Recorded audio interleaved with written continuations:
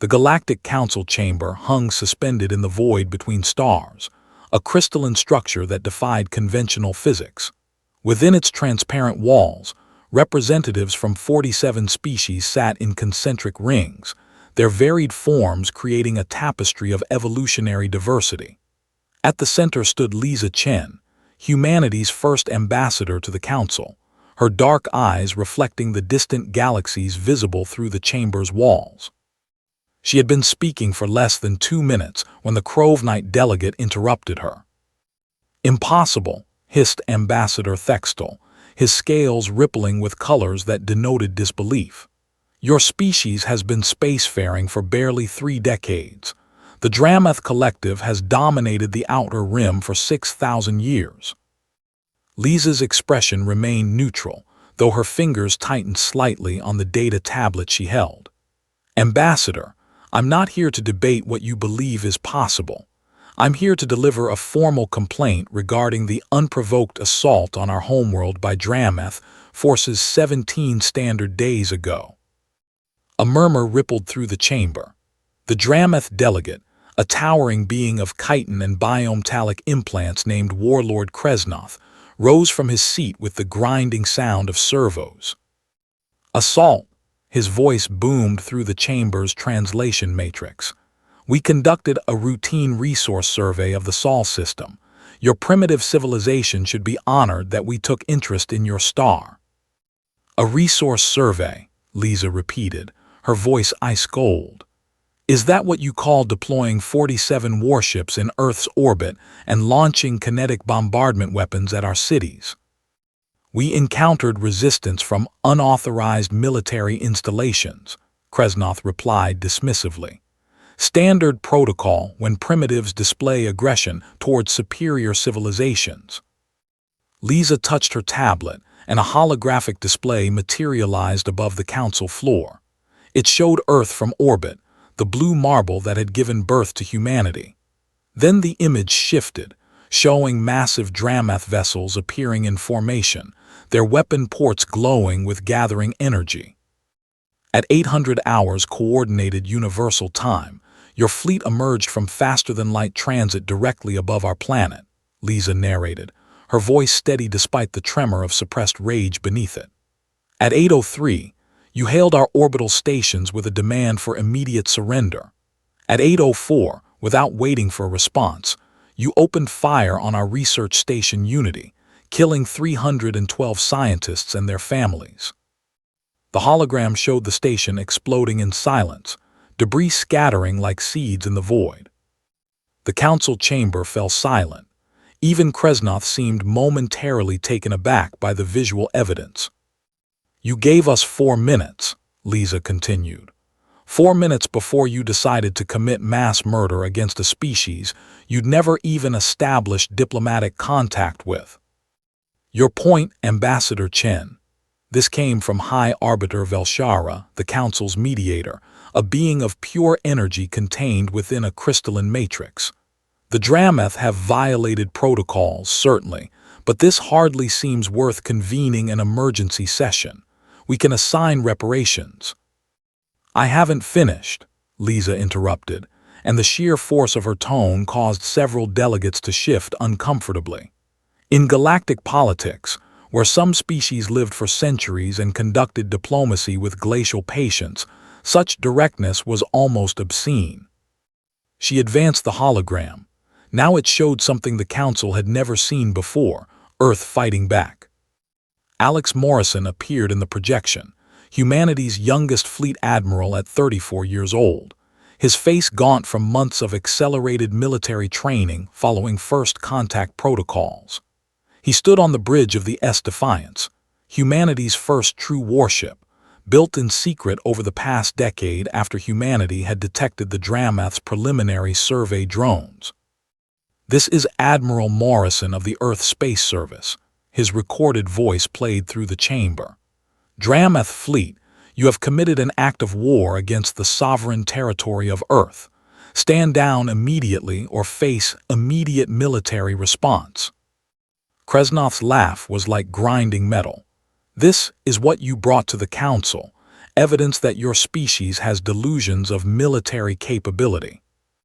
Lisa didn't smile. Keep watching. The hologram showed what happened next. The Defiance wasn't alone. From Earth's orbital shipyards, from lunar construction facilities, from bases hidden in the asteroid belt, humanity's fleet emerged. 163 vessels, small compared to the Dramath Leviathans, but moving with coordinated precision that spoke of extensive simulation training. What happened next would be analyzed by military historians for generations. Humanity didn't fight like any species the galaxy had seen before. The Dramath expected either primitive chemical rockets or perhaps crude mass drivers. What they encountered was something far more disturbing. The human ships moved wrong. They didn't follow the standard tactical doctrine that every spacefaring race had independently developed. They spun, dove, used Earth's gravity well as a weapon, slingshot maneuvers that pulled G-forces that should have killed any organic crew. Quantum inertial dampening, Lisa narrated quietly. We discovered it 22 years ago. A mathematician named Dr. Sarah Chen, my mother, was working on quantum entanglement solutions when she stumbled onto a way to selectively negate inertial forces within a confined field. The hologram showed Dramath vessels firing their plasma cannons, weapons that had conquered 100 worlds. The human ships simply weren't where the targeting computers predicted they'd be. They moved like sharks, like predators evolved in three-dimensional space. Then humanity fired back.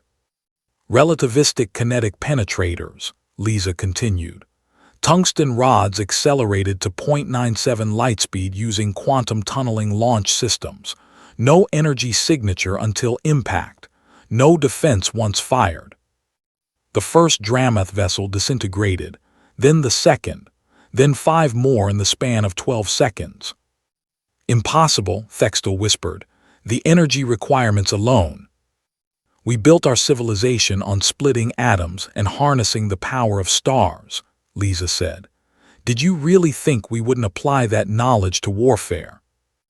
The battle lasted 17 minutes. When it ended, 41 of the 47 Dramath warships were debris. The remaining 6 fled to faster-than-light transit, their retreat drives screaming electromagnetic distress calls across light years. The hologram faded. The council chamber remained in stunned silence. You attacked Earth, Lisa said softly, her words dropping into the quiet like stones into still water. You came to our home, killed our people, and expected us to surrender like every other primitive species you've encountered in your 6,000 years of expansion. She turned to face Kresnoth directly. You made a critical miscalculation, Warlord. Every species you've ever conquered developed spaceflight during times of relative peace. They reached for the stars with wonder and curiosity. Her smile was cold and terrifying. Humanity built our first rockets during our most devastating global war. We split the atom not in a laboratory, but as a weapon. We went to space during an ideological conflict that nearly destroyed our entire species. We are not like other races. We didn't reach the stars despite our capacity for violence. We reached them because of it.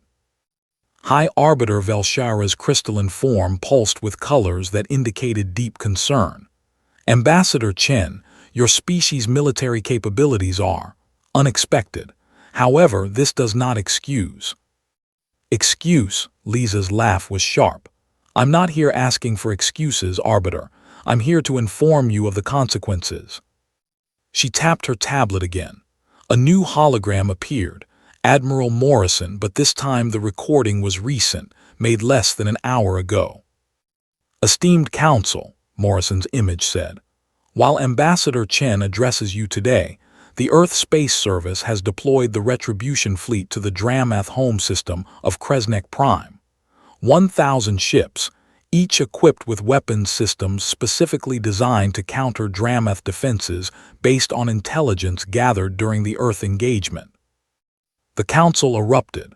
Delegates from a dozen species began shouting at once, their translation matrices creating a cacophony of outrage, fear, and disbelief. You cannot make unilateral military decisions. Velshara's voice cut through the noise. The Council forbids.